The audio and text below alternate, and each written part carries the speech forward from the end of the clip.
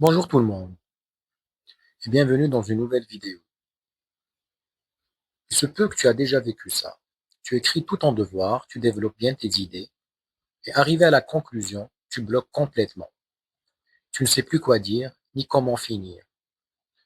Aujourd'hui, je vais te montrer comment réussir une conclusion parfaite en philosophie en seulement 4 étapes simples. Si tu vas voir, ce n'est pas du tout compliqué. Il suffit de suivre une logique claire. Étape 1. Il faut tout simplement rappeler la problématique. Pour bien commencer une conclusion, il faut d'abord revenir à la question principale du sujet. Pourquoi? Parce que le correcteur veut voir si tu as réellement répondu au problème posé. Par exemple, si la question est l'homme est-il naturellement libre? Tu peux dire dans ta conclusion, nous nous sommes donc demandé si l'homme est naturellement libre ou s'il dépend toujours de contraintes.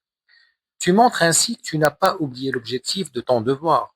Et maintenant que la problématique est rappelée, voyons voir ce qu'il faut faire juste après. Étape 2. Tout simplement résumer les idées principales.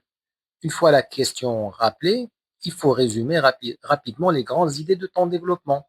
Attention, il ne faut pas tout répéter, seulement les points essentiels. Par exemple, nous avons vu que l'homme est soumis à des contraintes naturelles, mais qu'il peut aussi conquérir une certaine liberté grâce à la raison.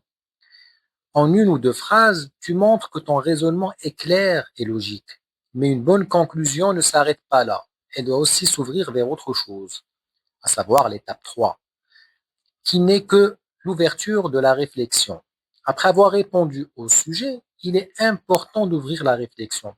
Cela montre que tu ne t'arrêtes pas à une seule réponse. Par exemple, tu peux dire mais cette liberté reste fragile dans une société pleine de règles et de pression. Ou encore, on peut alors se demander si dans ce monde moderne, l'homme est plus libre qu'avant ou plus contrôlé.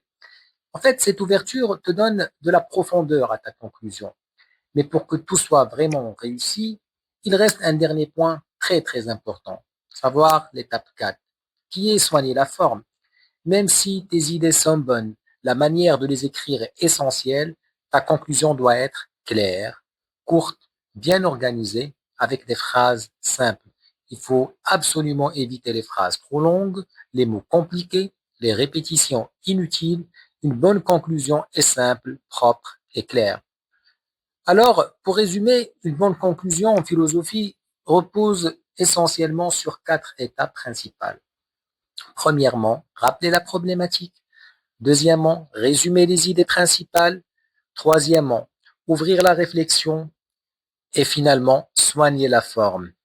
Si tu respectes ces étapes, tu pourras conclure de tes devoirs avec confiance, clarté et efficacité.